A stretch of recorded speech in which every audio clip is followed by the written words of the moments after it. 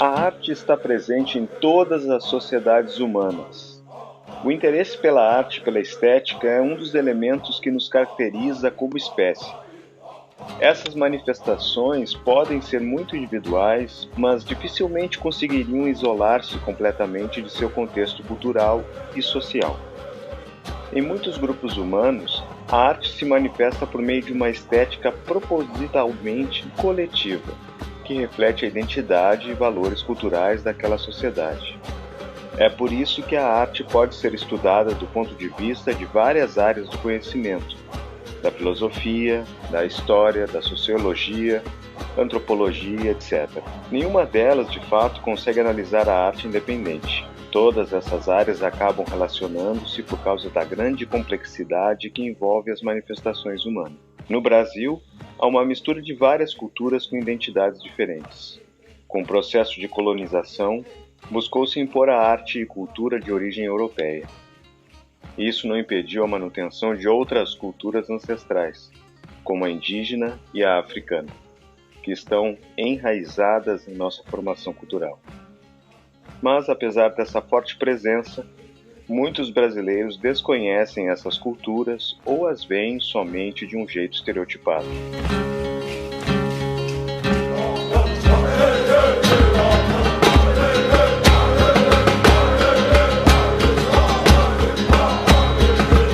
No Brasil, algumas regiões apresentam maior presença da cultura indígena no cotidiano das pessoas.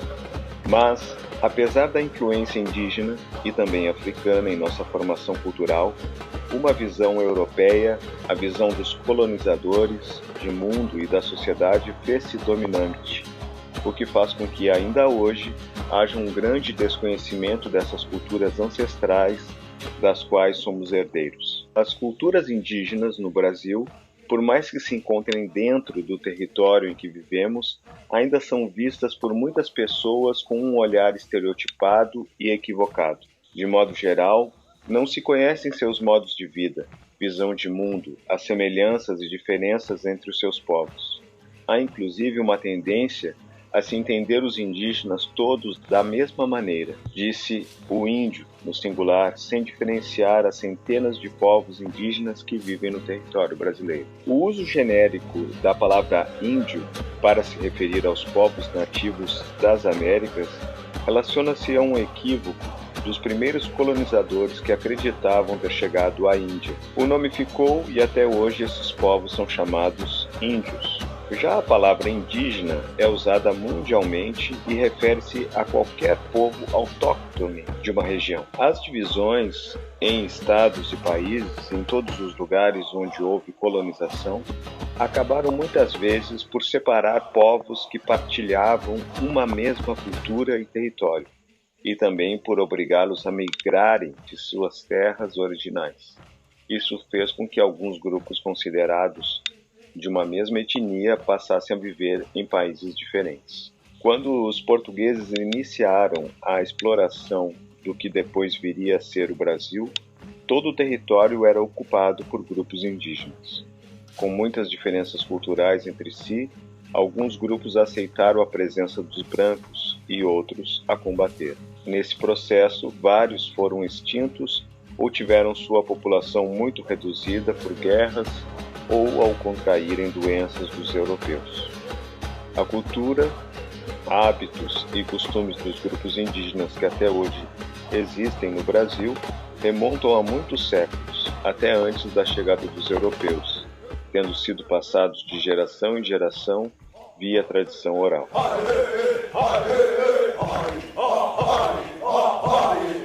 Cada grupo indígena possui seus mitos, crenças e rituais, suas manifestações artísticas, já que as produções simbólicas e estéticas estão relacionadas.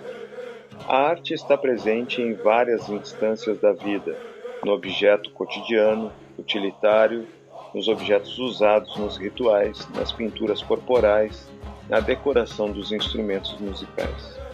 A maioria dos grupos indígenas no Brasil realiza sua produção estética por meio de materiais naturais presentes no ambiente em que vivem, como a argila que faz a cerâmica, as palhas que se tornam cestos, tintas naturais, penas coloridas das aves, conchas. As formas criadas com tais materiais, no entanto, diferem e criam estéticas relacionadas às simbologias específicas de cada grupo.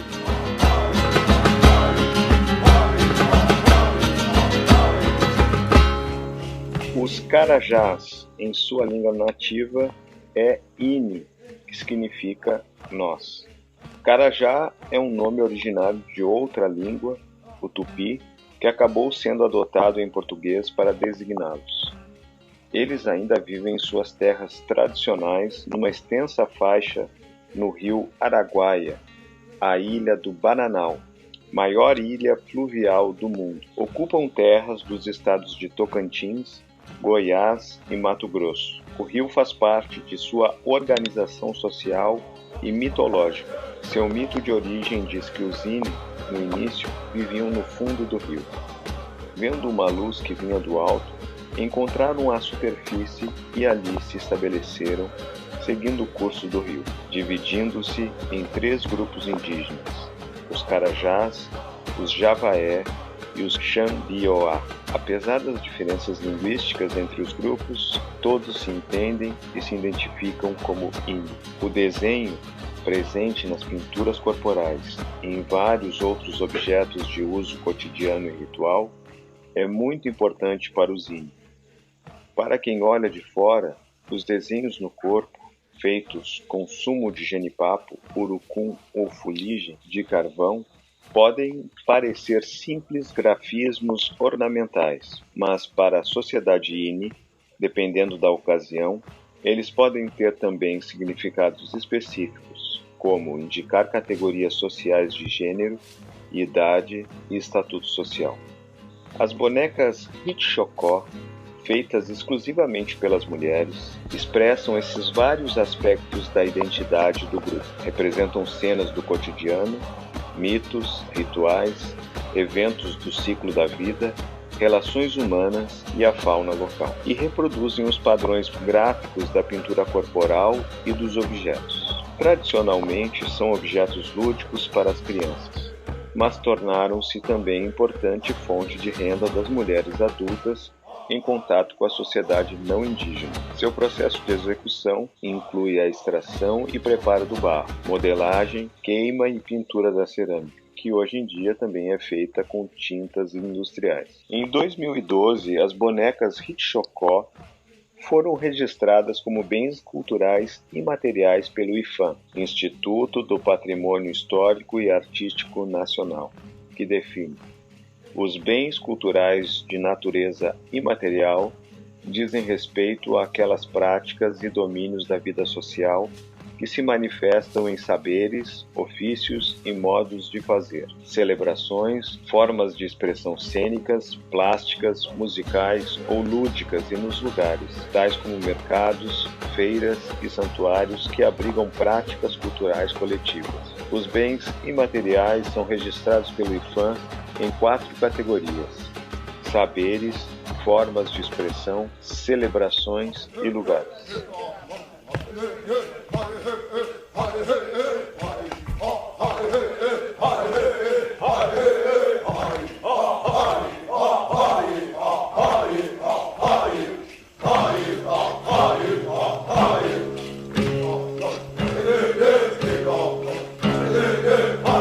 Os desenhos dos Carajás podem simbolizar elementos de sua cultura, com significados específicos para o grupo.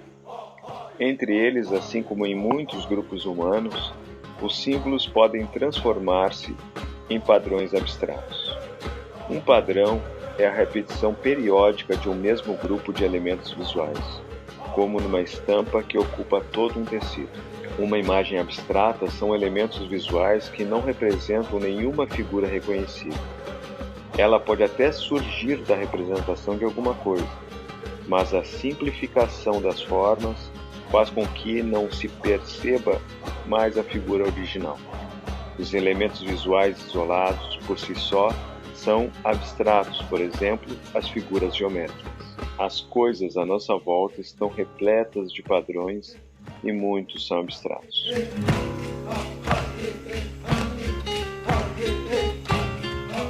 Figuras corporais, símbolos e marcas estão presentes em todos os povos indígenas do Brasil e não só se remete à simples estética ou vaidade, mas assume um papel importantíssimo dentro da cultura, carregando não só a identidade de cada um dos mais de 300 povos ainda resistentes nessas terras, mas também vários significados que muitas vezes são pouco abordados. No vídeo de hoje falaremos um pouco das mais diversas marcas, pinturas e símbolos e seus reais significados, assim como a sua importância no contexto histórico de identidade e afirmação dos povos indígenas. Então, vem comigo!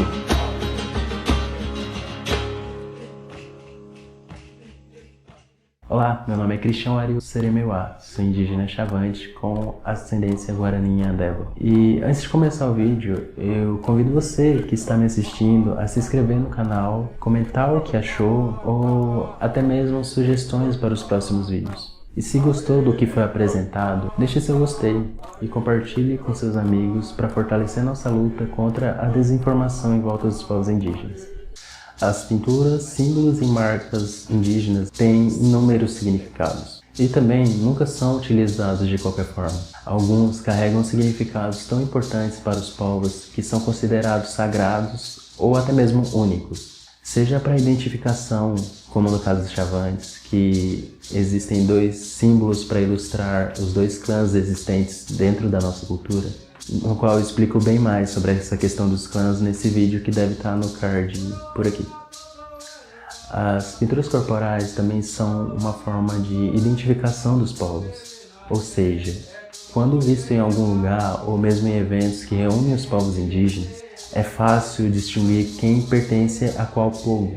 Continuando no exemplo dos Chavantes, que se pintam quase por completo de urucum, com o corte de cabelo tradicional e seus adereços, ou mesmo os caiapós, que também possuem uma identidade visual bem distinta dos demais, e assim vai indo os demais diversos povos existentes nas terras. Alguns povos se identificam a sua essência ou toda a história em pinturas e artesanatos. Os Jurunas, por exemplo, têm uma relação muito especial com o rio. Como são exímios navegantes e pescadores, até mesmo são considerados e chamados por donos do rio, que por sua vez reflete nas pinturas que remetem a peixes ou rios, ou mesmo peças artesanais que nem essa que simboliza uma bela canoinha. A visão do povo Bacairi sobre as pinturas é a seguinte: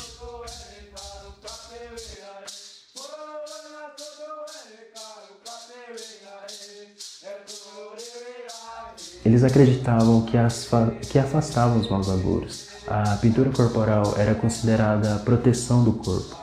Atualmente, ela é usada para eventos e rituais de passagem de coração de orelha dos adolescentes, ou até mesmo para festas de confraternização e comemoração de eventos importantes para as comunidades. Como exemplo aqui temos duas pinturas. A primeira é a pintura do homem. Essa pintura se chama Tucunim, a pintura da jiboia, que representa a versatilidade e força. Na segunda, temos a pintura das mulheres, denominada Tiwigá, a pintura da libélula, que representa a velocidade de pensamentos. Então, a pintura serve para embelezar e proporcionar a personalidade e a identidade cultural de um povo. E essas são apenas algumas dos mais diversos significados existentes nos nossos povos. Pela quantidade delas existentes, seria meio complicado expor tudo isso em um único vídeo.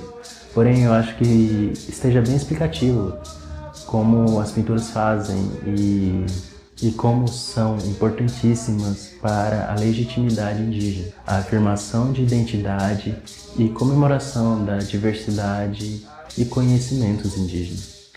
Tudo isso nos faz indígenas. Não só a pintura, mas seus significados. o que ela representa pra gente.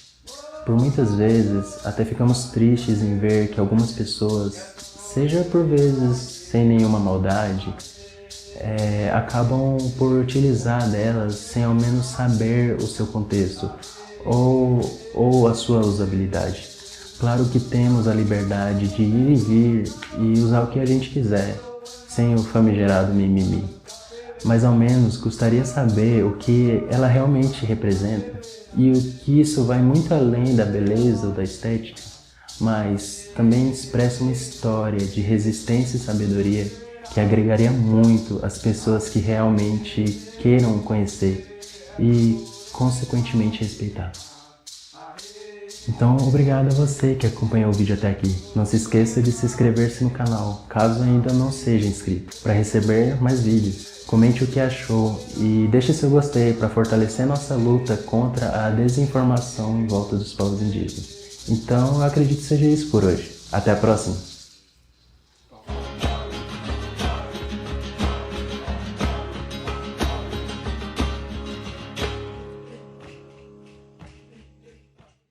Poranga, por que vocês fazem a pintura corporal?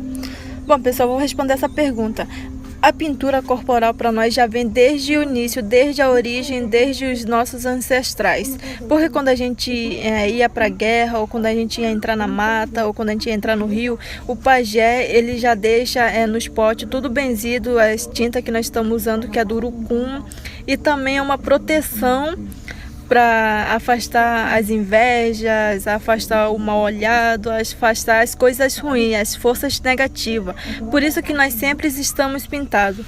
E quando a gente vai entrar na mata é para nos proteger dos animais que são mais perigosos, como onça, cobra, porque vendo que a gente já está pintado, eles vão pensar que a gente já está ferido, por isso que eles não vão nos atacar. É por isso que a gente sempre está pintado, porque é uma proteção. Além de proteção, essa pintura que está no meu rosto é da etnia Tatu, então simboliza ser humano do dia. Apesar de estudarmos a história de nosso país somente após a chegada dos portugueses, sabemos que muitos povos viviam no Brasil muito antes de isso acontecer. O fato de que não possuíam linguagem escrita dificulta os relatos históricos, mas resquícios materiais de descobertas arqueológicas nos dão muitas pistas da ocupação do território brasileiro, antes de 1500, e de hábitos e costumes de vários povos que aqui viviam. Esse período é conhecido como pré-colombiano, antes da chegada de Colombo à América, ou no Brasil, pré-cabralino, antes da chegada de Cabral ao Brasil, anterior à ocupação europeia dos territórios das Américas. Na ilha de Marajó, no Pará, foram encontrados vestígios de uma rica cultura que ocupou a região entre os anos 400 e 1400. A chamada arte marajoara, produção principalmente em cerâmica, apresenta vários estilos, próprios de diferentes períodos de ocupação. São objetos utilitários ou cerimoniais, com imagens humanas, animais e padrões gráficos. Destaca-se a última fase desse período, em que a cerâmica é policromática, ou seja, pintada em várias cores. Desde muito antes da chegada dos portugueses, a cerâmica já era usada pelos grupos indígenas e sua prática passou de geração a geração, também na mistura entre os povos que ocuparam o Brasil. Diversas manifestações da cultura popular fazem uso da argila como matéria-prima na execução de objetos artísticos e utilitários. No Vale do Jequitinhonha, região ao norte de Minas Gerais, lugar onde a seca expulsou muitos homens em busca de trabalho para outras regiões, muitas mulheres encontraram na arte com a cerâmica seu meio de vida. Elas são, em sua maioria, bonequeiras e retiram o barro abundante na região direto da natureza. Em suas bonecas de cerâmica são comuns representações de temas do cotidiano, em especial mães, noivas e casamentos. A arte da cerâmica, assim como entre as índias Carajá, é trabalho feminino passado de mulheres a mulheres de uma família. Poucos homens executam o ofício, embora isso tenha se tornado mais comum com o tempo. por ser tradição ensinada dentro da família, cada uma desenvolve suas técnicas e estéticas particulares. Uma das mais reconhecidas mestras da região é Isabel Mendes da Cunha, que expõe suas obras com frequência em outras cidades e também fora do país. Ela é uma das mais antigas bonequeiras e formou muitos discípulos. Influenciou os ceramistas da família. Suas filhas, filho, genro e neta dedicam-se à cerâmica, e também muitos de fora dela.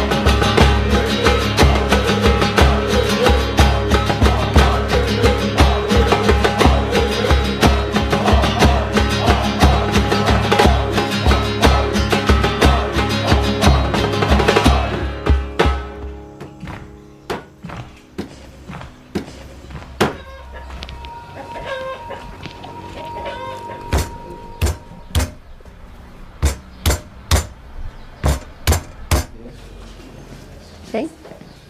Um traz aí para nós.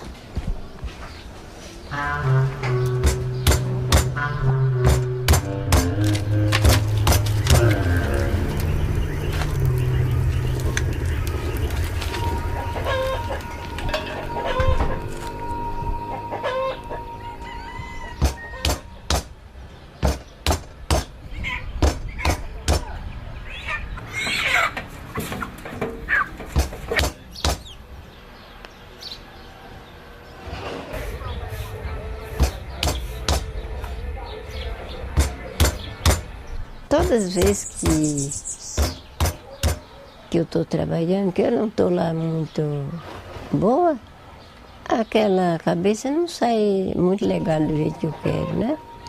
Mas pode ser pressão da gente, né?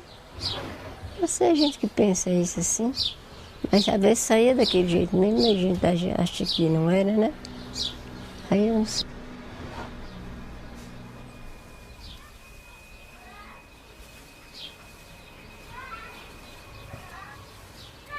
7 anos para 8 anos, e eu era a zoiadeira das crianças que minha mãe criava assim de colo. Que ela trabalhava em casa, fazia panela, fazia pote, jarra, e fazia comida. E meu pai ia para a roça. Levava os maiores para a roça, ficavam os mais pequenos. Que uma era eu. Ficava para olhar aqueles meninos de colo que a minha mãe criava, para ela poder trabalhar, ver as outras coisas. Então eu tinha muita vontade de brincar com boneca, que eu ia falar nem boneca, mas não sabia como é que era. E nesse tempo para lá, ninguém levava menina assim nos cantos longe, para ver as bonecas que tem, nos lugares que tem, boneca no comércio, assim. É os pais da gente que ia. A gente era pequeno, ficava nas roças, nos matos, né? Então, quando meu pai chegava da roça com os milho, eu pegava aquele sabuco que ele debulhava, enrolava um pedacinho de pano na cintura, falando que era boneca. Era uma boneca. E aqueles pequenininhos amarravam um paninho e falavam, esse aqui é o neném. É o ciúme, fazendo a comparação com a gente, com os pais da gente.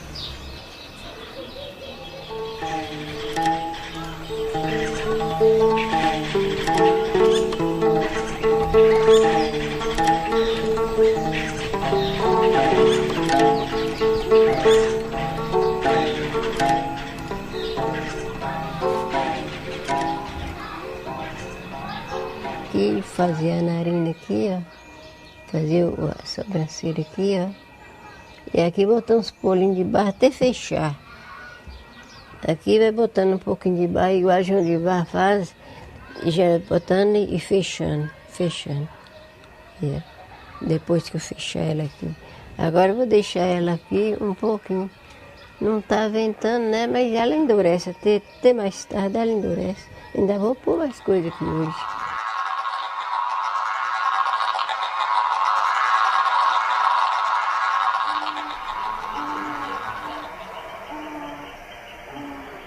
A inspiração que eu tirei das bonecas foi experiência, imaginação e assim que a gente pensa e faz aquela experiência e pega no bar para fazer e faz aquela peça, né?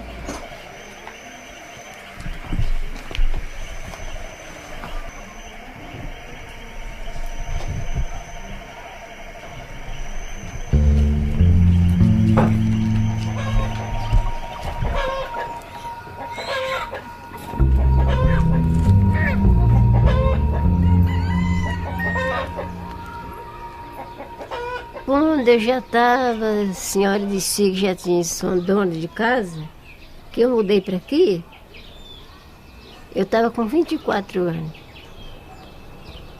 Pegar, trabalhar, fazer as peças que eu sabia fazer, era coisa, não tinha saída, ninguém comprava porque era muito caro. E não era caro, porque eu cobrava pelo trabalho que dava. E a validez que eu dava era essa. Eu andava assim, igual a escrava, mas uma escrava minha mesmo. Como era assim.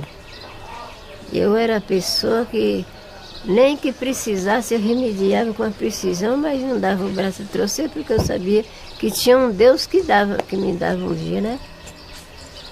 Aí eu sei que a gente fala que mulher é parte fraca, que mulher é isso, aquilo outro, não vale igual homem. Parte fraca é aquela pessoa que não garante.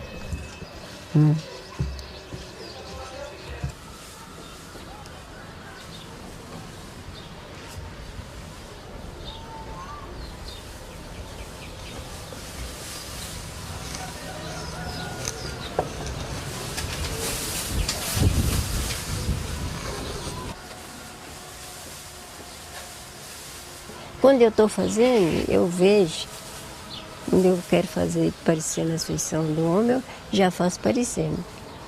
Você quer ver se você soubesse fazer uma coisa, qualquer coisa dessa, você sabia, é uma coisa que a gente não sabe nem falar. É o pensar da gente ali, que está parecendo aquilo que a gente está pensando de fazer, e você acaba fazendo aquilo, aí vai você faz, mesmo parecendo. Porque o homem, as feições de homem, de uma, de mulher, de outra, não é? Pois é. Pois eu comecei sem pensar de fazer homem.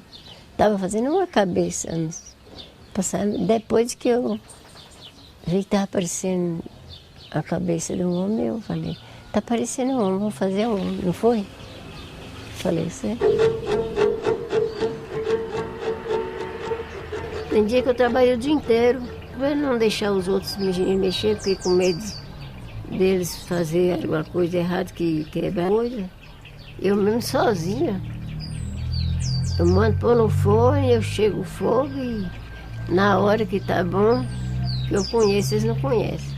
Enquanto o fogo estiver vermelho nas peças, que tá o fogo, tá dentro das peças que olha, tá vermelho, não tá bom.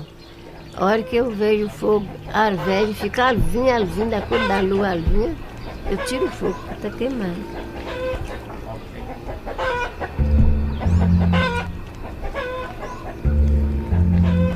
Que artesão é a mesma coisa de artista, mas uma vez que tem o artista e artesão, o nome não de mudava, era um só, né? de artista, eu achava que era a mesma coisa. O artesano, porque a gente já fala artesano, mas eu prefiro mais uma artista do que o artesano. Artesão. Artista. Artista. Só falar arte. O que é que você acha?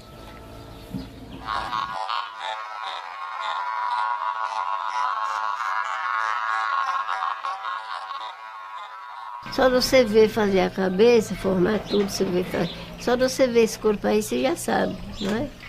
Se você ver formar a cabeça e fazer a cabeça, você sabe como é que faz. Você sabe qual é a forma que faz, não é? É duas formas.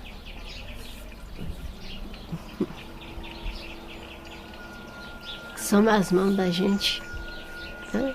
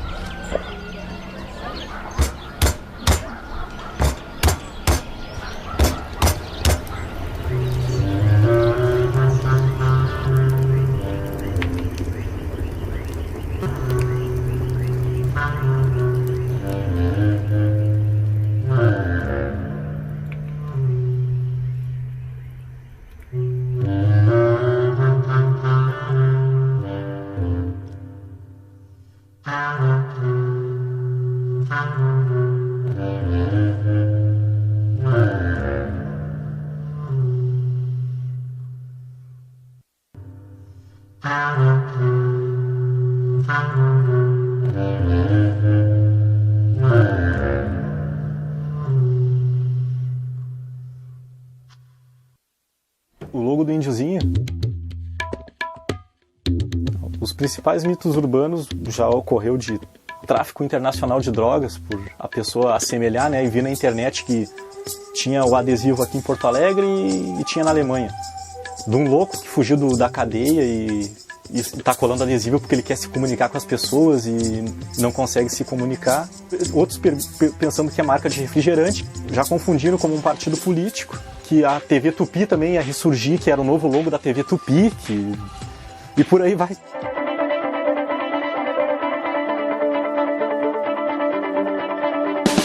O Johnny é um cara que saiu de Alegrete, né? Chegou em Porto Alegre em 1995 com a sua família, tentando buscar condições de vidas melhores, né? Trabalhei de gari, né? Trabalhei na Contravita.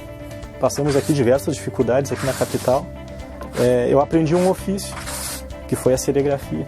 E através dela eu evoluí. A partir desse momento eu comecei a me inserir no meio da arte sem saber ainda, né?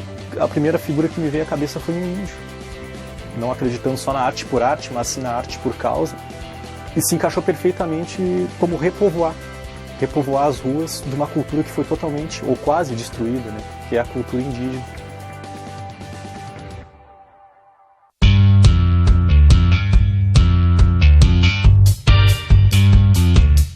O que eu mais acho assim, de fascinante na arte é que ela te abre portas que de repente tu não conseguiria.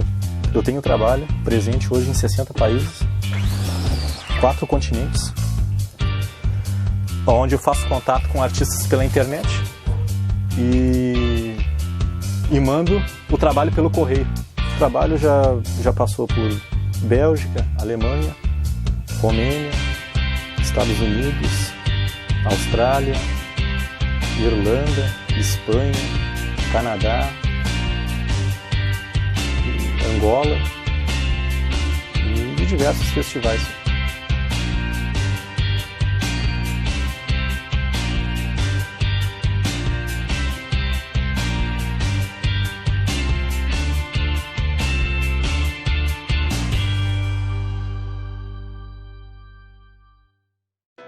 A primeira coisa de tudo é ter convicção naquilo que tu faz e tu ter confiança naquilo que tu acredita, entendeu? Às vezes passo noites aqui às vezes passo dias aqui, não canso. Aqui dentro parece uma cápsula do tempo, assim. Eu desligo o relógio, esqueço o relógio e só saio daqui quando eu termino de fazer algo, assim. Senão eu não saio. Para o futuro eu prospecto, assim, cada vez mais evoluir, né?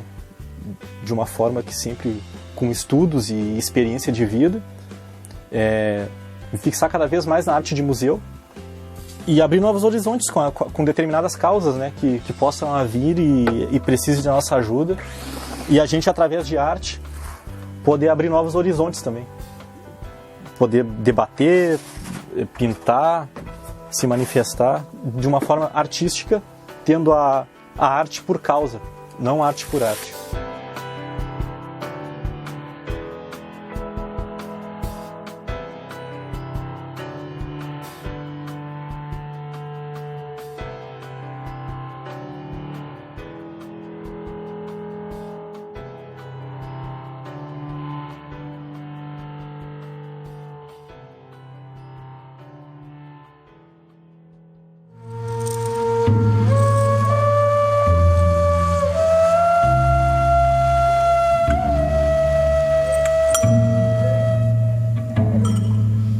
O ser humano é natureza, e essa grande cisão e a grande crise contemporânea, na verdade, é essa, porque houve uma ruptura, né?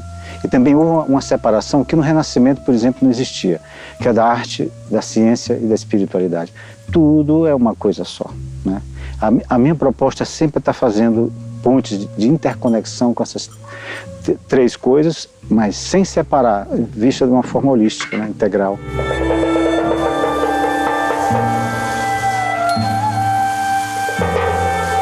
Essa minha relação com os indígenas vem desde a infância, mas ela se estreitou quando em 81 eu fui morar em Mato Grosso. E lá eu vi índios pendurados em árvores, como as frutas estranhas que a Billie Holiday fala na canção. No Mississippi, no Alabama, que eles penduravam os negros. Então aquilo ali foi uma coisa lacinante para mim, ver essa coisa que continua com os Guarani e Kaiowá, agora, né, a dizimação, o extermínio. Quanto mais a sociedade brasileira, principalmente parte dela, quer tornar os indígenas invisíveis, né? O que o nosso trabalho faz é dar visibilidade. Então, trazer essa oca para cá é dar essa visibilidade.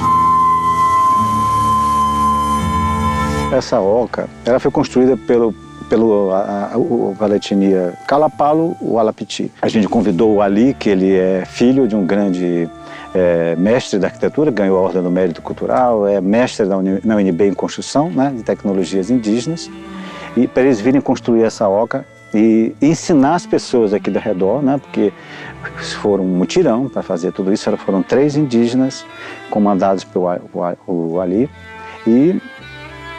e mais a turma daqui. Essa é a principal intenção, que de certa forma daqui é transportada de uma outra forma, mas para a Bienal de São Paulo, porque lá vai ter uma coisa como essa, só que com outra configuração. A nossa história é vestir 2 colunas do Niemeyer dentro da Bienal, né? Tem 7 metros, a oca lá vai ter 5, quer dizer, a tecnologia, a história cabocla e indígena veste o modernismo, que tem um confronto com o modernismo dentro da proposta modernista do Niemeyer. E ela está em contraste com toda a paisagem do Ibirapuera. Ela fica no térreo, né? Ela abre a Bienal, meu trabalho com o Krashberg, que abre a Bienal, e ela já tem esse choque, de certa forma, conflito e confronto entre essa história e toda a coisa que a gente critica também dentro do modernismo. E aí as pessoas, por essa proposta, elas foram atraídas de habitar a oca, né? De estar aqui dentro, de dormir, de cozinhar, de comer e de vivenciar tudo isso, essa troca. Convidamos outras pessoas, artistas que vieram já fazer coisas aqui dentro. Eu vim para a inauguração da oca, eu já estava acompanhando desde o mês anterior, né, eles construindo, e já conheço o Bené há muitos anos, então foi um encontro, assim, sabe? E a gente fez uma vivência na oca, e aí o Bené me falou, poxa, ia ser legal se você viesse, você podia contribuir de alguma maneira. Então, assim, é uma troca. Dessa vez não foi uma coisa planejada, mas eu acho que esse plano da serrinha, existe esse outro plano da serrinha, que é o acaso. Curiatá, curiatá, curiatá, curiatá, curiatá, curiatá. O Bené propôs pra gente uma atividade, uma interação com sentido sonoro, e o Davi acabou achando essas latas e a gente decidiu pendurar na árvore e fazer uma árvore de chocalho. Ela começou, foi um começo, a gente ainda vai terminar, mas essa foi a ideia. Chacoalhando, na verdade, a gente tem essa ideia de que quanto mais tiver, mais barulho ela vai fazer.